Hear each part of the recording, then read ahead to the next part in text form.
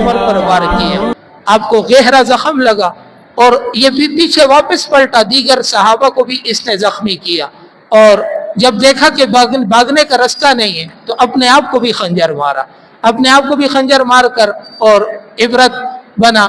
اور اپنے آپ کو قتل کیا۔ حضرت عمر رضی اللہ تعالیٰ عنہ نے عبد الرحمن بن عوف رضی اللہ تعالیٰ عنہ کا ہاتھ پکڑ کر اشارے سے نماز کے لیے آگے کیا۔ عبد الرحمن بن عوف رضی اللہ تعالیٰ عنہ نے نماز مکمل کرائی، حضرت عمر کو دیکھا، طبیب کو بلایا، طبیب نے دوا پلائی تو آپ کے زخموں کے رستے باہر آ گئے اور فرمانے لگے کہ بھائی اب صحتیابی کی امید نہیں ہے، اب ملاقات کا وقت آ گیا ہے۔ حضرت عمر رضی اللہ تعالیٰ عنہ، آپ کے بیٹے عبداللہ بن عمر کی گود میں آپ کا سر تھا، آپ نے اپنے بیٹے سے کہا کہ بیٹا اپنی گود سے میرا سر اتار کر زمین پر رکھو، شاید کہ اللہ تبارک و تعالیٰ کو مجھ پر رحم آ جائے۔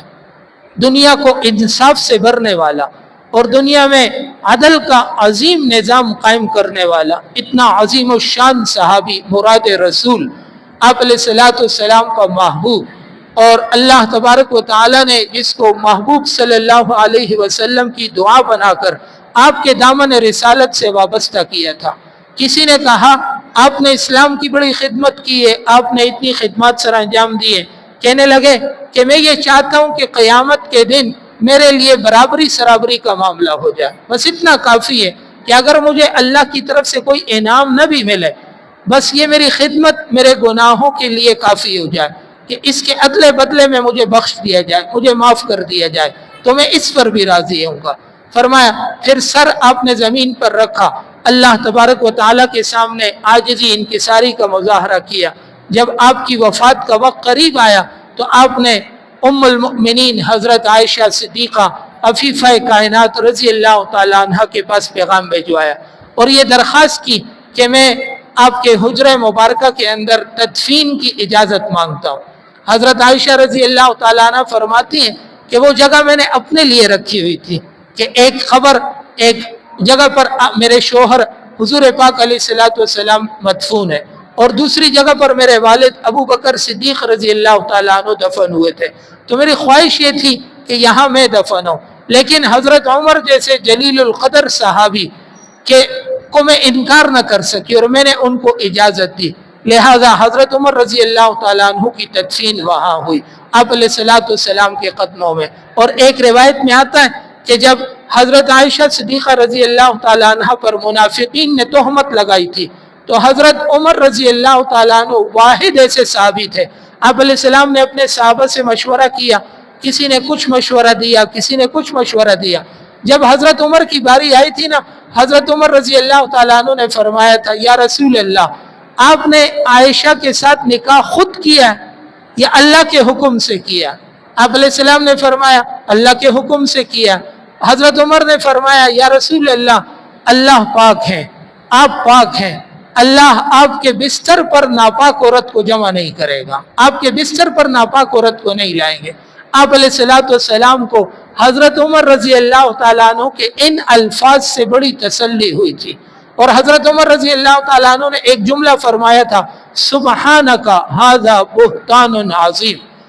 کہ آپ اللہ کی ذات پاک ہے اور یہ بات بڑی بہتان ہے، یہ اپنی طرف سے بنائی ہوئی بات ہے جس کی حقیقت کوئی نہیں ہے۔ منافقین نے جو تہمت اور الزام لگایا تھا، اللہ تبارک و تعالیٰ نے حضرت عمر رضی اللہ تعالیٰ عنہ کے ہی الفاظ میں سورہ نور کے اندر حضرت عائشہ صدیقہ رضی اللہ تعالیٰ عنہ کی برات میں ان الفاظ کو نازل فرمایا اور قیامت تک قرآن مجید کا جز بنایا اور اس کی تلاوت قیامت تک کی جائے گی۔ حضرت عائشہ صدیقہ رضی اللہ تعالیٰ عنہ فرماتی ہیں اس احسان کے بدلے جو حضرت عمر نے مجھ پر کیا تھا، میں نے اپنے حجرے میں حضرت عمر رضی اللہ تعالیٰ عنہ کو دفن ہونے کی اجازت دی تھی۔ یکم محرم الحرام حضرت عمر رضی اللہ تعالیٰ عنہ کی شہادت کا دن ہے، باقی تفصیل انشاءاللہ جمعے کے دن عرض کی جائے گی۔ دوسری حدیث مبارکہ عن جابر ابن سمرہ رضی اللہ تعالیٰ عنہ قال کان رسول اللہ صلی اللہ علیہ وسلم یأمر بصیام یوم عاشوراء۔ حضرت جابر بن سمرہ رضی اللہ تعالیٰ عنہ فرماتے ہیں کہ رسول اللہ صلی اللہ تعالیٰ علیہ وسلم ہمیں حکم دیتے تھے عاشورہ کے دن کا روزہ رکھنے کا، یعنی 10 محرم الحرام کو روزہ رکھنے کا۔ وَيَحُثُّنَا عَلَيْهِ، اور 10 محرم الحرام کے روزے کی ترغیب دیتے تھے۔ وَيَتَعَاهَدُنَا عِنْدَهُ، اور ہمیں 10 محرم کے روزہ رکھنے کی طرف متوجہ فرماتے تھے۔ فَلَمَّا فُرِضَ رمضان، جب رمضان المبارک کے مہینے کے روزے فرض کیے گئے، لم یأمرنا، اس کے بعد آپ علیہ السلام نے ہمیں 10 محرم کا روزہ رکھنے کا حکم نہیں دیا۔ وَلَمْ يَنْهَنَا عَنْهُ، لیکن منع بھی نہیں کیا۔ 10 محرم کا روزہ جب رمضان کے روزے فرض ہو گئے، پھر آپ نے لازمی طور پر فرض کے طور پر حکم نہیں دیا اور رکھنے سے منع بھی نہیں کیا۔ وَلَمْ يَتَعَاهَدْنَا عِنْدَهُ، اور نہ آپ علیہ السلام 10 محرم کے دن کے روزے کی خبرگیری کرتے، یعنی پہلے تو خبرگیری کرتے تھے بھائی تم لوگ روزہ رکھ رہے ہو نہیں رکھ رہے ہو، کیونکہ رمضان کے روزوں سے پہلے 10 محرم کا روزہ رکھنا فرض تھا۔ جب رمضان کے روزے فرض ہو گئے، پھر 10 محرم کے روزے کی فرضیت ختم ہو گئی، 10 محرم کے روزے کی فرضیت ختم ہو گئی اور رمضان کے روزے فرض ہو گئے، اور 10 محرم کے روزے کا استحباب باقی رہا۔ آپ علیہ السلام نے 10 محرم کا روزہ رکھا اور اس کا حکم بھی دیا۔ اور دیگر روایات کے اندر 10 محرم کے حوالے سے فقی ابو اللیث سمرقندی رحمۃ اللہ علیہ نے عاشورہ کی وجہ تسمیہ بیان کی، اور اس میں بہت سے انبیاء کے متعلق بہت سی تاریخی باتیں کی جو اگرچہ قرآن و حدیث میں نہیں آئی ہیں لیکن تاریخ کی کتابوں کے اندر منقول ہے۔ اگر ہم ان باتوں کی تصدیق نہیں کر سکتے ہیں تو ہمارے پاس جھٹلانے کے لیے بھی کوئی ٹھوس وجہ نہیں ہے۔ تاریخی حوالے سے قرآن و حدیث کا حوالہ دیے بغیر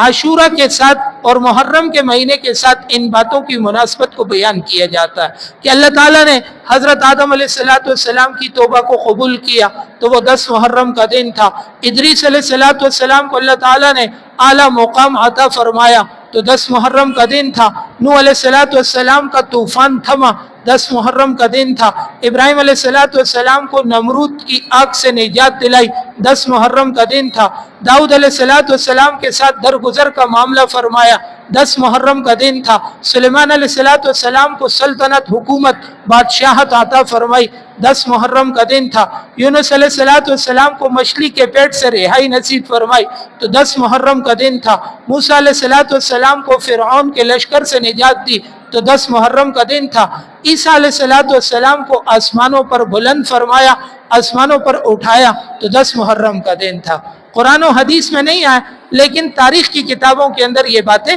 منقول ہیں، جس کا ان باتوں کو بیان کرنے کا مقصد یہ ہے اور یہ بتلانا اور یہ بات سمجھانی مقصود ہے کہ محرم کے مہینے کی فضیلت وہ جس واقعے کو لے کر بیان کی جاتی ہے در حقیقت اس سے کئی سو سال پہلے سے محرم کے مہینے کی فضیلت ثابت ہے۔ اور اس سے یہ بات نہیں سمجھنی چاہیے کہ ہم یہ بات کر کے کہیں خدا نخواستہ رسول اکرم صلی اللہ علیہ وسلم کے نواسے حضرت حسین رضی اللہ تعالیٰ عنہ کی شان میں کوئی کمی کرتے ہیں یا ان کی کسی بھی قسم کی کوئی توہین کرتے ہیں یا ان کے مقام اور رتبے کو گھٹاتے ہیں، نعوذ باللہ من ذالک۔ ہمارے ایمان کا حصہ ہے جب رسول اکرم صلی اللہ علیہ وسلم نے فرمایا حسن و حسین جنتی نوجوانوں کے سردار ہیں، تو ہمیں کیا ضرورت پڑی کہ اپنے ایمان پر خود ہی ایسا وار کرنے کی کہ جس سے ہمارے ایمان کو نقصان پہنچے؟ ہرگز یہ مقصد نہیں ہے۔ اس بات کا اندازہ آپ ان باتوں سے لگا سکتے ہیں کہ جب آپ علیہ السلام دنیا میں تشریف بھی نہیں لائے تھے، آپ علیہ السلام کے آنے سے بھی پہلے مکہ مکرمہ کے لوگ بھی محرم الحرام کی فضیلت کو جانتے تھے، سمجھتے تھے اور 10 محرم کے دن روزہ رکھتے تھے، اور محرم الحرام میں وہ بیت اللہ خانہ کعبہ کا وہ غلاف تبدیل کیا کرتے تھے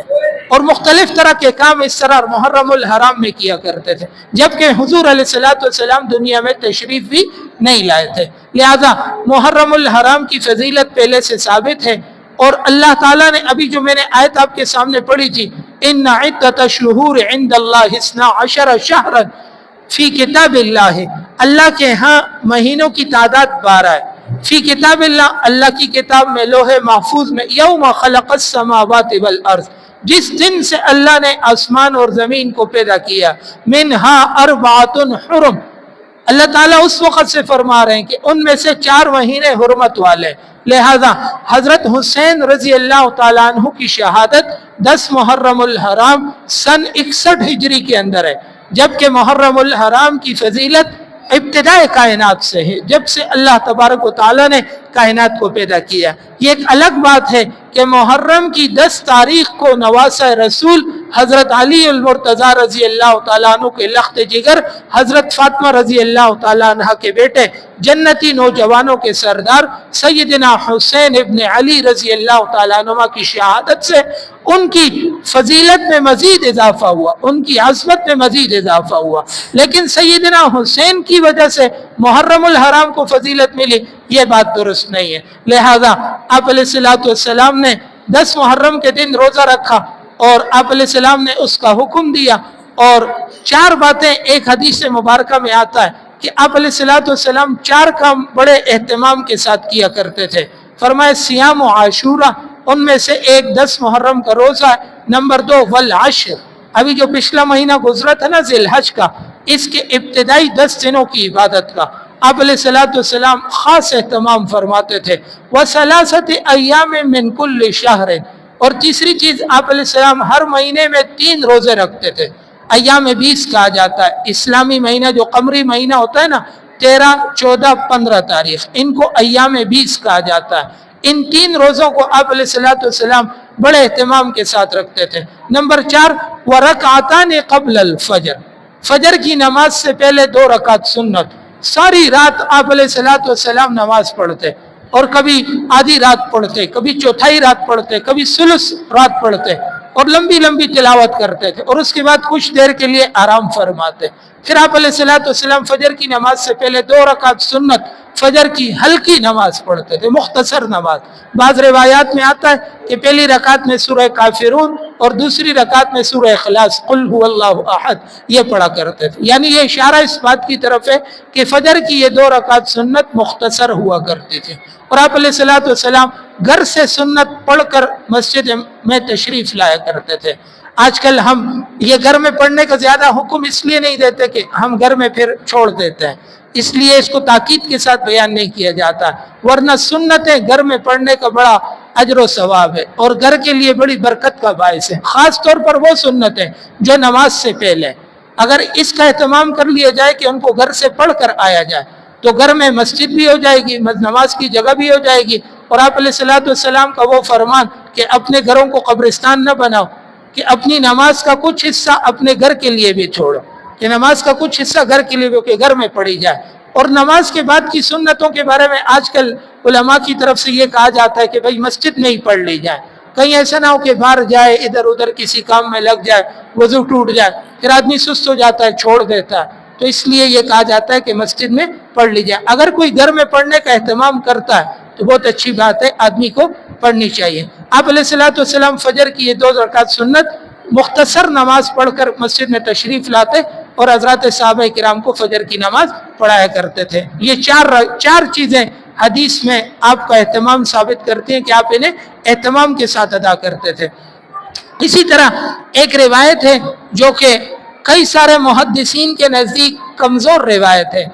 بعض نے اس کو ضعیف کہا، بعض نے موضوع بھی کہا، لیکن حضرت عبداللہ بن مسعود، حضرت جابر، حضرت ابو ہریرہ رضی اللہ تعالی عنہم جیسے بڑے صحابہ سے مختلف سندوں کے ساتھ مروی ہے۔ تو ایک حدیث محرم کے حوالے سے نقل کی جاتی ہے، وہ فرمان آپ علیہ السلام کا یہ کہ من وسع علی عیالہ فی النفقہ یوم عاشورہ، جو آدمی 10 محرم کے دن اپنے گھر والوں پر خرچے میں وسعت کرے گا، یعنی عام دنوں کے مقابلے میں 10 محرم کو تھوڑا اچھا کھانا پکا لے، تھوڑا اچھی چیز کھلا دے،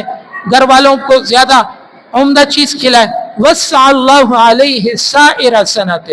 اللہ تبارک و تعالی سارے سال اس کے رزق میں وسعت عطا فرمائیں گے، پورا سال اس کے رزق میں اللہ تبارک و تعالی برکت عطا فرمائیں گے۔ تو عام دنوں کے مقابلے میں 10 محرم کے دن تھوڑا سا فرمایا گھر والوں کا نفقہ بڑھا دیا جائے، خرچہ بڑھا دیا جائے اور اچھی چیز پکا کر، اور یہ کوئی فرض اور واجب نہیں ہے، اور کوئی ایسا عمل نہیں ہے کہ نہ کرنے سے گناہ ہوگا۔ اگر کوئی آدمی آسانی سے بغیر فرض واجب سمجھے ہوئے عمل کر لیتا اپنے رزق میں اضافے کے لیے، تو جہاں اللہ تبارک و تعالیٰ نے اور بہت سارے رزق میں اضافے کے اسباب رکھے ہیں، ان میں سے ایک سبب یہ بھی ہے۔ حضرت مشکات شریف کے اندر حضرت سفیان ثوری رحمۃ اللہ علیہ اس حدیث کی تشریح میں فرماتے ہیں کہ ہم نے اس کا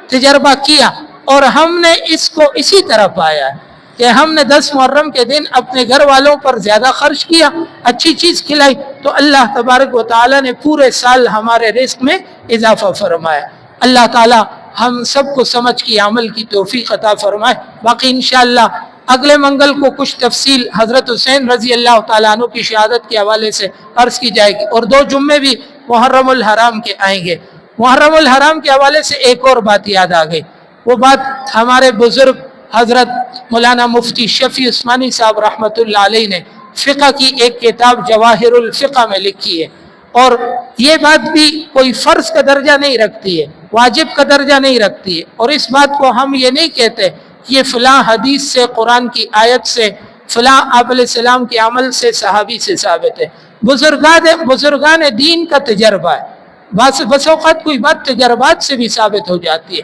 بزرگان دین کا تجربہ ہے کہ جو آدمی محرم الحرام کی پہلی تاریخ کو 113 مرتبہ بسم اللہ الرحمن الرحیم باوضو ہو کر لکھے گا،